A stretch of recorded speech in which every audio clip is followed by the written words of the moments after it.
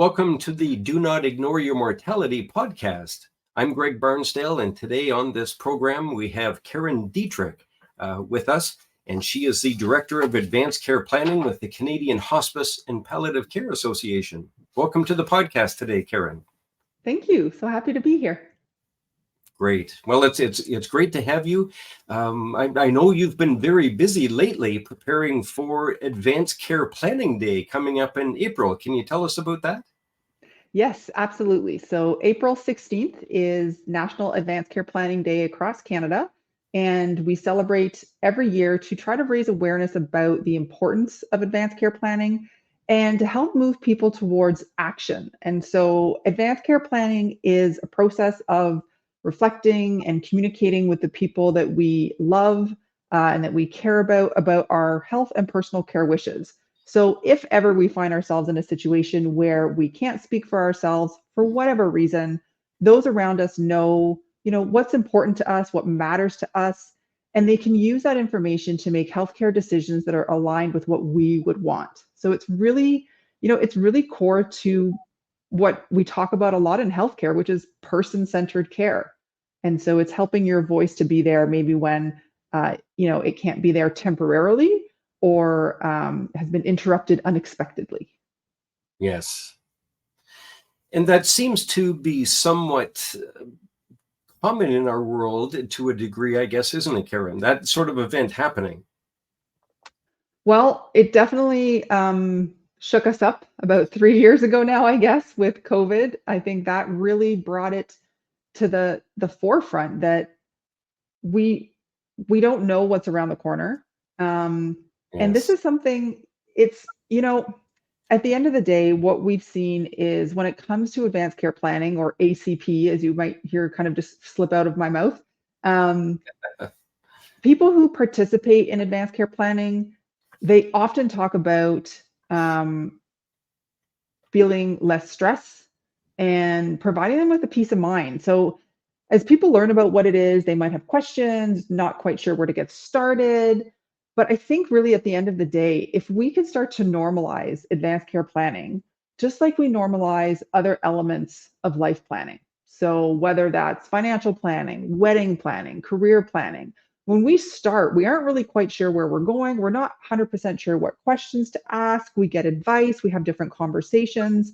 So I think for me, it's really important that we start to normalize conversations about what matters to us and how that could impact and guide the healthcare decisions that others might be making for us or with us. Because ultimately, we don't make decisions alone. If you're going to buy a new car, you start by asking people, "Oh, what's a good car? Would you like this car? Have you ever had that car? Do you know anybody who has this car?" Right? These are things and decisions and conversations we have with others. So it's the same thing with advanced care planning. We're going to talk to others who maybe have been through it or have talked about these things or wondered about these things. And it's a process. You're not going to have to do it all at once, learn everything all at the same time. It's a journey, and we all learn together. Yes. Well, that's a great way of putting it. You had mentioned a few minutes ago, Karine, about reducing the stress and taking that pressure off people by being organized. And in this book that I had published about end-of-life planning and being proactive, all in much the same theme as what you're speaking to, I stress the same thing as I do in conversations about my message, is that a lot of people don't realize that being proactive in this way, especially surrounding end-of-life planning, reduces the stress of aging. Yes, and we saw it a lot with COVID. There's stress in the unknown, and there's stress in not feeling a sense of control. And we were very much reminded of that, I think, over these past few years. One of the things Yes. that advanced care planning can help us to do is, and actually that's the theme for so we change themes every year for Advanced Care Planning Day. So our theme this year is "If Not You, Who?" So that's something that you can decide. You can choose, who do you want to make decisions for you if you aren't able to do so. And for some people, that's not a stressful thing to think about. And for others, it can be. So if I'm a single mother with young children, who do I trust? If I've recently moved cities and my closest friends and loved ones aren't physically close to me anymore, who do I want to make those decisions? Who's going to be accessible? How are they going to reach them? And we're just asking folks this year, just think about it. We're not even asking them to solve the problem. We're just saying, just take some time to think Yes. about, who do you think that person would be? Have you talked to that person? Do they know that you would want them to make those decisions for you? Are they well suited to do that? Are they well under pressure? Do they understand what's important to you? Do they know how to get information that's going to help them to make those decisions? So we can really simplify it, I think, to just think about it to get started. And it's going to raise different questions, and those questions Mhm. will help guide you towards your next step. Yes, as you said, it's a great starting point, and it's the most practical starting point too. It is really just about communication, as I've stressed in my message.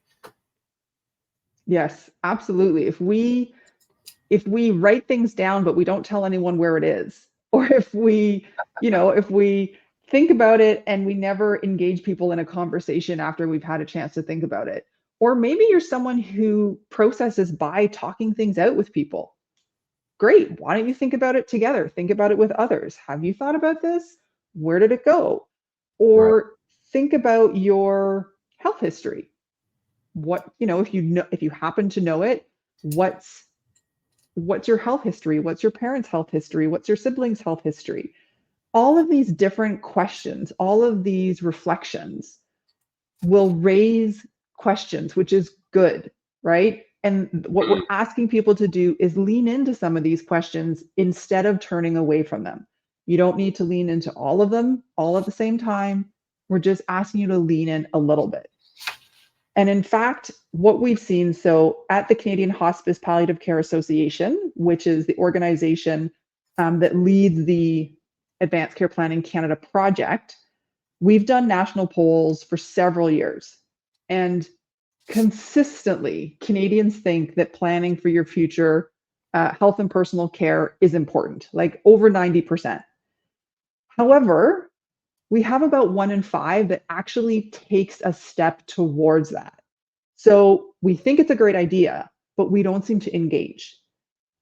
Last year, so between 2019 and 2021, so thinking of COVID there, we actually saw one of our most significant jumps in our polling data, and that was conversations between family members, and those conversations almost doubled. So from 2019 Wow. to 2021, the world was challenging, scary, unknown, and people took action. And so we went from 1 in 3 to almost 2 in 3. So about 36% to just under 60% having those conversations. We also saw conversations increase with close friends, with lawyers, and with financial advisors. So if we think of health and personal care planning as life planning, it intersects with these different components of our life. And so you may go to a lawyer to set up a will, and they might say, "Oh, have you thought about who's going to be making healthcare decisions for you?" And this looks and feels different across the country, but they might raise that question with you. And then it's going to start to think, so this is the same thing going back to what I was talking about before. If you just go, "Oh, yeah, I would like to," so in Ontario, for example, you would set up a power of attorney for personal care. I could write that up and say, "Yep, it's going to be my husband." And if I don't tell my husband he's going to do that, and I don't talk to my husband about what's important to me, or I don't at the very least kind of let him know, um, he's going to be maybe a little overwhelmed. Maybe not. Maybe he's just going to presume, "Well, yeah, I'm your husband. Of course I'm going to make these decisions." But what if I'm single? Or what if I have 2 children and they're 2 adult children? I do. I have 2 daughters. Which one would I want to make those decisions? How would I want one to support the other so that there's reduced conflict in times of stress? So I think we saw momentum. We actually have a poll that was just in the field actually this month. It just closed. So we're very curious to see how those numbers are going to be trending now that we're kind of not in the heart of COVID anymore, and to see, have those conversations maintained, have they changed, have conversations with healthcare providers changed. So that was something, it didn't change. So between 2019 and 2021, about 7% of people spoke with their healthcare providers about their healthcare and personal wishes. So that number actually slightly dropped from 8% to 7%. Right. We have different theories for that, but that's also a really important part of this discussion. Yeah, it's fascinating, isn't it? Absolutely. And I really, really hope we don't need I'm trying to find a way to not have a global pandemic prompt these conversations. Yeah. Um, it's, it can be intimidating. So the other things we ask people in these polls are things about what prompted you to get started. So for those who have taken steps toward advanced care planning, why? What got them started? That ranges from personal experience. So either somebody close to them or a loved one maybe went through a sudden illness and they saw it handled really well, or they saw it handled really poorly. And that motivates them to take action to say, ooh, I never thought about that. We should have those conversations too. Or, oh my goodness, I don't want to go through what they just went through. I need to have some conversations. So that personal experience amongst the people close to us definitely prompts people to take action. Um, Often engaging with a lawyer or some key life milestones. So you get married, you have children, you get divorced, there's the death of a loved one. These kind of big milestones in our life, they also prompt people to think big picture, to reflect. There's a shift in perspective often. And so that will definitely prompt people to take action. We also look at barriers. Um, One of the biggest barriers is people just think it's more complicated than it is. And so that goes back to the beginning of our conversation where we're saying one step at a time, just think about it. Just start by thinking about it, or start by having a conversation with someone you trust about it. We've we've used movies, we've used music to get people to connect and think and talk. It prompts these different emotions, which can sometimes be a little scary, overwhelming, but sometimes are empowering and engaging and exciting to kind of think, oh, wow, okay, well, what would that look like? So I think it's really following people along that journey, trying to support them as best as we can with information, with tools, with resources, with guides, and with stories of what it looks like for other people. Yes.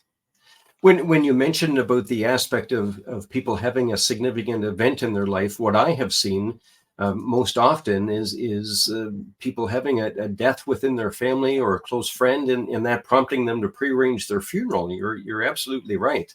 It's something I've seen so often, and I can certainly appreciate that in the aspect of advanced care planning.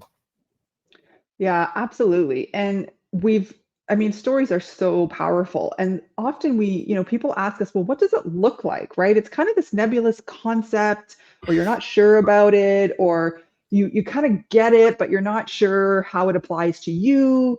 Do I have to wait? What stage should I do this at? So from our perspective, advanced care planning is for any age or stage of life. And the earlier you can start, the better.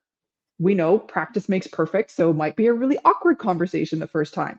Might be a great conversation the first time. You really don't know. But I think it's really that peace of mind and the recognition that our wishes matter and people want us, they want to support us. So I've also heard a lot of stories about the flip. So thinking about somebody who has aging parents who are dealing with multiple health issues, and they know they're going to have to make those decisions, and their parents don't want to talk about it. And it creates stress for them because they want to do what their parents want, but they don't know what their parents want. Right. So there's also that reverse of, we might be afraid to have those conversations because we think somebody doesn't want to talk about it, but we could have people around us who really would appreciate us sharing a few things. It doesn't need to be an hour-long conversation. If anything, make it small little conversations. We often undertake what we would call advanced care planning in small bite-sized pieces, and we don't even realize we're doing it. So it's like you said, it's really those conversations and that communication are so critical. in anything that we're doing with people. But if Yes. we, we just, it's, those are the main kind of I think that would be one of the main messages is just think about it. And then based on what comes up, pick one person, have a conversation with them. If you're going to trust someone or consider somebody to make these decisions for you, you're going to need to, hopefully you trust that person and feel safe in having that conversation. Yes. Yes. And it needs to be someone that is willing to really go to bat for you, even if they don't believe in your specific approach necessarily. Is that not the case? Yeah, and that's something that's been circulating around I guess my world for a little while is often people know of the golden rule. So do unto others as you would like have done unto you. And this is Yes. something in medicine you hear quite a bit. And more recently, Dr. Harvey Chochnov has brought forward the platinum rule. And the platinum rule is about do unto others as they would want done for themselves. So Wow. it's a nuance. I might want something. You might want something completely different. It's not about what I would want if I was in your shoes. It's about what you would want in that situation. And Right. that really is the essence of that person centered care. It's putting the patient, it's putting the individual with their cultural beliefs, with their family structure, with their values, with their preferences at the heart of those decisions. And sometimes it can be as simple as there was a story that was relayed to me of an individual who she rode her bike was everything to her. And when I say everything, she rode her bike everywhere. She socialized on her bike. She did groceries on her bike. She lived and breathed on her bike. It might as well have been a part of her. Cycling was so critical to her quality of life, how she moved about the world, how she socialized with her friends. They would go and do long bike. It was just how she moved through the world and had done so the majority of her life. And her doctor didn't know this until he almost found out by accident. So she had been diagnosed with a particular illness. He was looking at different treatment options. And the fact that he learned about her lifestyle, in particular, her attachment to her bike and how critical it was to her way of life, he actually recommended different treatment options for her to consider because the impact on her quality of life, the way that she defined it, was very different from his. And he didn't even know that about his patient because there had been no opportunities for those conversations. So sometimes it can feel like something completely unrelated, but that sense of connection, of movement, of engagement through that bike, it's who she was, right? We all know different people who have different elements. They live and breathe sports, or they live and breathe cooking, or they live and breathe their spirituality. There's different parts of people that are really essential to them. If the only conversations you're ever having with your healthcare providers are about your blood pressure, your muscle mass, your cholesterol, Yeah. and they never hear anything about who you are as a human being and what's important to you, they just don't know what they don't know. And they can make different treatment recommendations or options available to you if they can. Sometimes that might not be an option, but sometimes they can. Often they can. And if there's somebody who is close to you and can speak for you, they can also help to make sure that's front and center if you're not able to speak for yourself. So that's just one of the many stories that have kind of come across our desks or our emails or on phone calls where it seems so unrelated, maybe, right? Like you kind of go, well, how does riding a bike help someone make a decision about their health or personal care? Well, ultimately, it's about their quality of life and what makes their quality of life particularly unique to them and brings them that kind of sense of belonging and joy and meaning. Yes. And I guess in some cases as well, Karen, it's also a matter of some people completing these types of their power of attorney for care, as an example, to specify treatments that they may not want in later stages of life.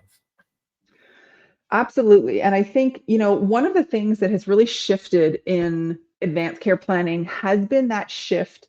So originally, advanced care planning was very specific to end of life planning, and it was about death and dying and specific treatments and checklists and check boxes.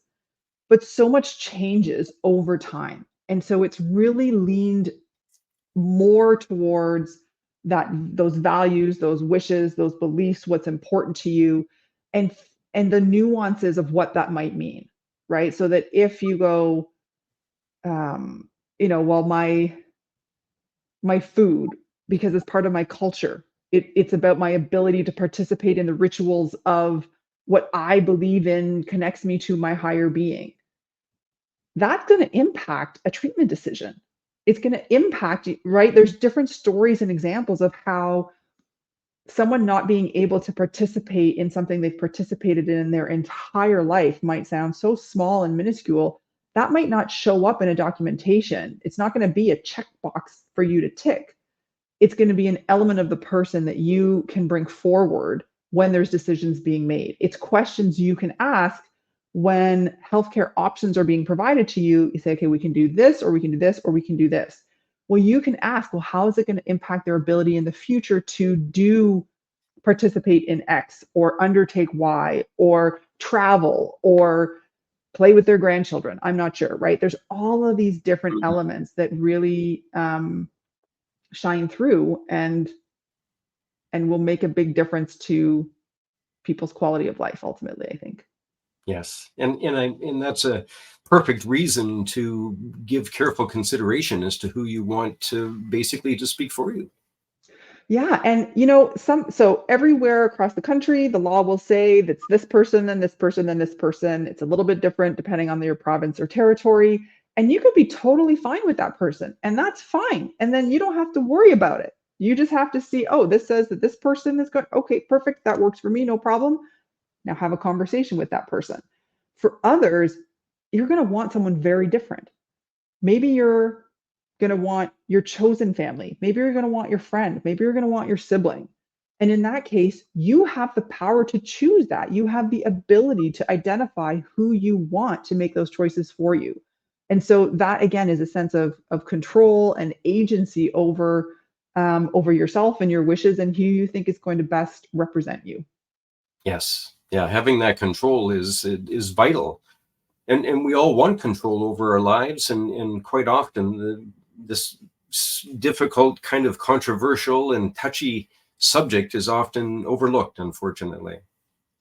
Yeah, and we keep talking about that person. And I guess I also want to say you can I would encourage folks to make sure that you have a conversation with the people around that person so that, sometimes there's going to be difficult conversations and you're going to want that person to be supported. So whoever is in your circle, whoever you consider your people, have those conversations with them. We know we have different relationships with people who are really, they have different strengths and they have different abilities. And so, how can you build your team, so to speak, that's based on their different skills and abilities, where they'll complement and support each other and they all understand, yes, the decision might be up to this one individual, but I need you all to be supporting this individual because it's not going to be easy or because they might second guess, but this is what I'm saying. And now there's multiple people hearing it. And we also encourage people to write it down somehow. If you're not sure, you have a conversation once. We've all played the telephone game, right? Everybody hears something a little bit different. So make an audio recording, write it down in a journal, write however you want to express yourself. There's lots of different ways of doing it, but that's another component that we encourage folks to do is to consider recording their wishes somewhere in a way that can be shared easily with others. And Right. again, it just adds to that clarity and that communication. Yes. Well, it certainly makes a lot of sense. It sounds like your organization is doing some great things to raise awareness for this.